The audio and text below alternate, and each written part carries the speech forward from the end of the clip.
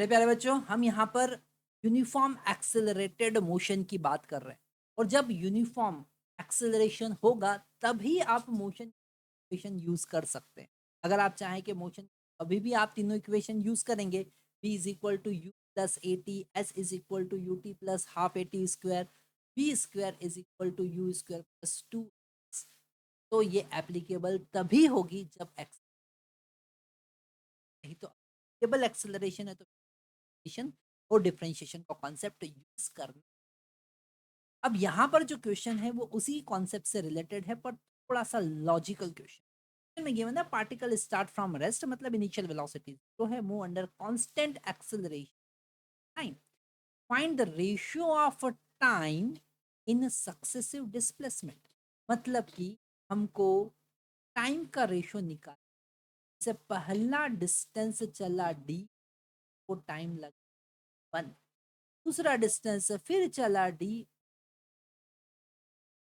फिर next third distance हम चले D and time is T, फिर ऐसे सक्सेसिव पी डिस्प्लेसमेंट में जो टाइम लग रहा है उसका, यहाँ पर इनिशियल वेलोसिटी तो जीरो है, हम सेकंड इक्वेशन का, तो d is equal to half a one square. हम यहाँ से हमको वन का वैल्यू मिलेगा टू डी बाई ए, और इसका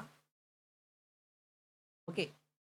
और अगर अब हम सेकेंड डी की बात करें, मतलब अगर ए से बी तक और फिर बी से सी, ये बी से सी की बात करेंगे, तो वहां पर ये इक्वेशन डायरेक्टली ही कर सकते हैं, क्योंकि बी पॉइंट का इनिशियल चेंज हो जाए। इस टाइप की प्रॉब्लम को सॉल्व करने के लिए हम हमेशा स्टार्टिंग से ही स्टार्ट करते हैं, मतलब हम ए पॉइंट से ही स्टार्ट। जब ए पॉइंट से स्टार्ट करेंगे, कल ए टू सी का डिस्प्लेसमेंट हो जाएगा टू, 1/2 ए, और टाइम लगा T one plus T square. Okay, तो यहां से अगर हम T one plus T find करेंगे तो हमको मिलेगा 2 × 2d डिवाइडेड बाय ए और रूट।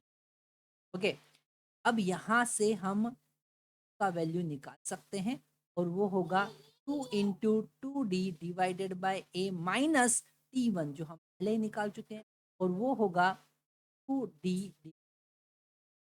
यहाँ से अगर हम जो कॉमन चीजें हैं वो बाहर लेते हैं तो हमको मिलेगा √2 - 1 √2d के, तो ये हमारा टी। अब अगर हम T3 निकालते हैं तो T3 निकालने के लिए फिर A टू D हम चले, यहाँ पर हो जाएगा हमारा 3D is equal to 1/2 A T1 plus T2 plus T3 और इसका होल स्क्वायर।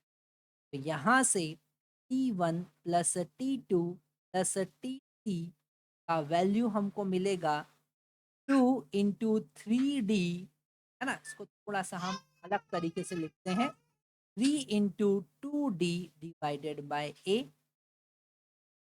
और यहाँ पर T1 प्लस T2 का वैल्यू अगर आप पुट करोगे तो T3 का वैल्यू हमको यहाँ पर मिलेगा देगा T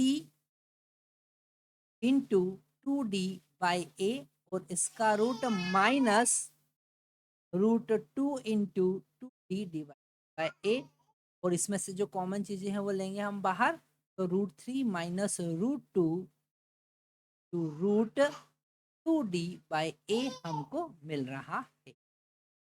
तो यहाँ पर जब हम रेशियो फाइंड करें 1:2, तो हमको पहला टर्म मिलेगा 1, ठीक है। दूसरा टर्म मिलेगा हमको रूट, दूसरा टर्म क्या मिलेगा, वो मिलेगा √2 माइनस 1। तीसरा टर्म हमको क्या मिलेगा, √3 माइनस √2। ऐसे हमारे पास सक्सेसिव टाइम, और भी आप आगे चाहे तो फाइंड कर